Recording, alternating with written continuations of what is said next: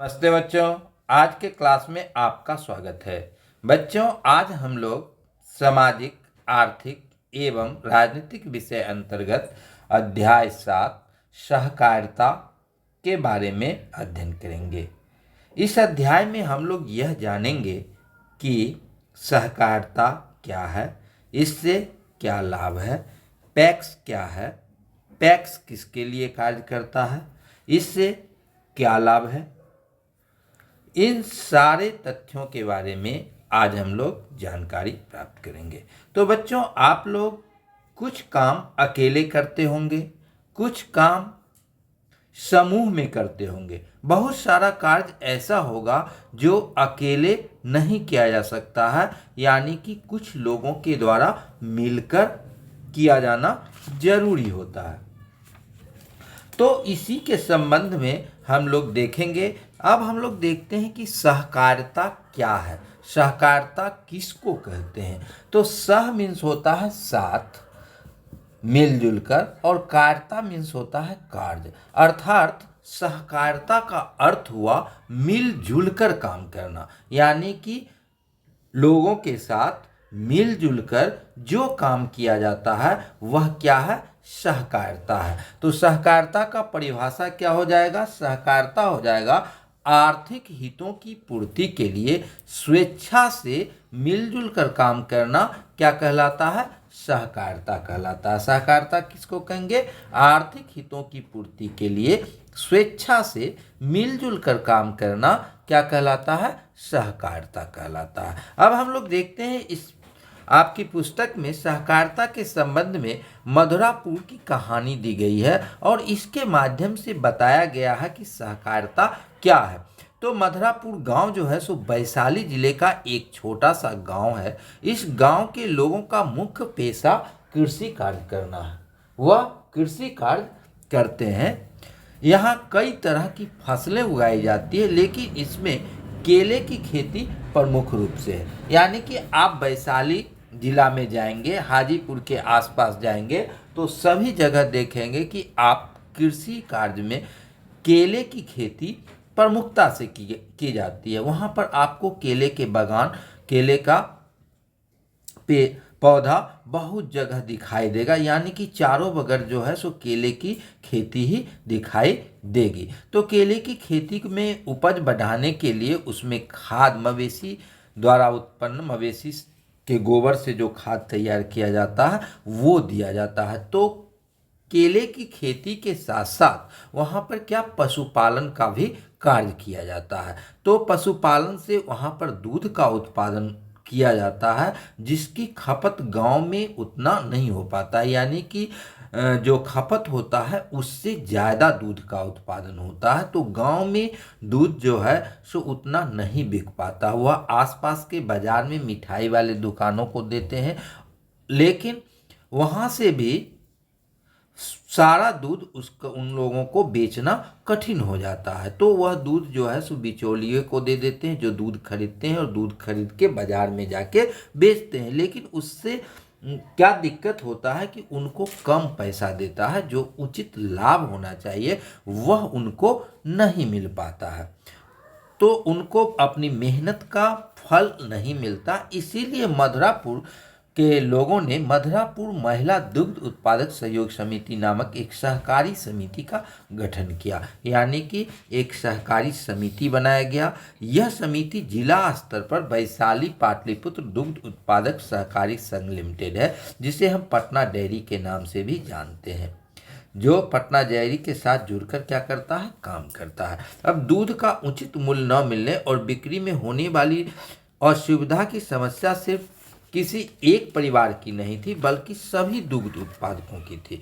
तो कोई भी अकेले इस समस्या का हल नहीं ढूंढ सका, इसलिए इस समस्या का हल लोगों ने सहकारी समिति बनाकर किया, यानी कि सभी लोगों ने मिलकर एक समिति बनाया। सहकारी समिति बनने से लोगों को दूधियों पर निर्भरता खत्म हो गई। इस समिति का सदस्य बनने से लोग अपना दूध यहाँ आसानी से बेच सकते थे और यह समिति अनिवार्य रूप से दूध खरीदती थी। तो सहकारी समिति का सदस्य होने से यहाँ पर दूध बेचना उनके लिए आसान हो गया। तो वर्तमान समय में मधुरापुर महिला दुग्ध उत्पादक सहयोग समिति में लगभग कितने सदस्य हैं? 400 सदस्य हैं। सदस्य बनने के लिए प्रत्येक व्यक्ति को 10 रुपये का शेयर लेना होता है तथा 1 रुपया प्रवेश शुल्क देना होता है। तो ये शेयर जो है जमा रहता है और इनमें से जो है सो इसको चलाने के लिए यानी कि सहयोग समिति को चलाने के लिए कार्यकारिणी का गठन किया जाता है। कार्यकारिणी में 13 सदस्य होते हैं। इन सभी सदस्यों को वोट देने का अधिकार होता है और कार्यकारिणी के गठन के उपरांत कार्यकारिणी के सदस्य अपने में से एक अध्यक्ष को चुनाव करते हैं। तो कार्यकारिणी की देखरेख में समिति का संचालन होता है। समिति के सदस्यों द्वारा जमा की गई शेयर व सदस्यता शुल्क की राशि आरंभिक पूंजी के रूप में काम करती है। इस राशि से दूध की गुणवत्ता जांचने के यंत्र, दूध संग्रह हेतु बर्तन तथा दूध मापने के उपकरण आदि खरीदे जाते हैं। कार्यकारिणी के मुख्य काम समिति के सारे कामों की व्यवस्था करना, जैसे दुकान का समय पर खोलना, दूध की जांच करना, उसे पटना डेयरी पहुंचाना इत्यादि होता है। तो इस तरह से समिति कार्य करती है और जब समिति कार्य करने लगी तो उस गांव के लोगों का जो दूध होता था वह आसानी से बिकने लगा और उनको उचित लाभ भी प्राप्त होने लगा। तो अब समझ गए होइएगा सहकारिता क्या है। सहकारिता जो है सो मिलजुल कर जो काम किया जाता है, जो आर्थिक लाभ के लिए मिलजुल कर लोगों के द्वारा काम किया जाता है, उसको सहकारिता कहते हैं। अब है प्राथमिक कृषि साख समिति क्या होता है। तो प्राथमिक कृषि साख समिति, इसको primary agriculture credit cooperative society के नाम से जाना जाता है, जिसको पैक्स कहते हैं। इसमें जो है कोई भी किसान निर्धारित सदस्यता शुल्क और शेयर की राशि देकर इसका सदस्य बन सकता है। पैक्स अपने सदस्यों के लिए बैंक का कार्य करता है, यानी कि किसान जो है सो अपनी बचत का यहाँ संचय करते हैं। आवश्यकता होने पर सदस्यों को कृषि कार्य हेतु ऋण उपलब्ध कराया जाता है। पैक्सों के पास यह राशि सदस्यों में जमा बचत तथा सरकार द्वारा उपलब्ध कराई गई निधियों से आती है। पैक्स के द्वारा उचित दर पर ऋण मिलने से किसान ऋण के लिए महाजनों के चंगुल में नहीं फंसते, यानी कि प्राथमिक कृषि साख समिति का जो सदस्य होते हैं वह अपने बचत का संचय करते हैं। यहाँ पर जो है सो आवश्यकता अनुसार पैक्सों के द्वारा ऋण दिया जाता है और ऋण कम ब्याज पर दिए जाते हैं और किसान को यहाँ पर ऋण मिलने से जो है वह महाजनों के चंगुल में नहीं फंसते। इसके अतिरिक्त पैक्स के माध्यम से किसानों को उचित दर पर सही खाद और बीज उपलब्ध होते हैं। साथ ही पैक्स यह सुनिश्चित करता है किसानों की फसलों को सरकार द्वारा घोषित न्यूनतम समर्थन मूल्य पर खरीदा जाए। देखते होइएगा अपने गाँव में जैसे धान खरीदा जाता है किसके द्वारा? पैक्स के द्वारा। जो उत्पादन होता है वह कृषि उत्पाद को पैक्स के द्वारा उचित मूल्य पर खरीदा जाता है। जो सरकार का न्यूनतम समर्थन मूल्य होता है उस पर खरीदा जाता है। तो अभी बिहार में जितने पंचायत हैं उस पंचायत में एक एक पैक्स लगभग कार्य कर रहे हैं। तो इसका उद्देश्य जो होता है, यानी कि जो समिति होती है उपभोक्ता सहकारी समिति, इस समिति का उद्देश्य होता है थोक व्यापारी अथवा उत्पादकों से सीधे अधिक मात्रा में माल खरीदकर अपने सदस्यों को सस्ते दाम पर उपलब्ध कराना। समिति के सदस्यों के द्वारा जमा राशि से जो पूंजी इकट्ठा होती है उससे अधिक मात्रा में थोक व्यापारी उत्पादकों से सीधे सामग्री खरीदी जाती है। इस तरह सामग्री सीधे खरीदे जाने के कारण वस्तु का मूल्य खुदरा बाजार से काफ़ी कम हो जाता है।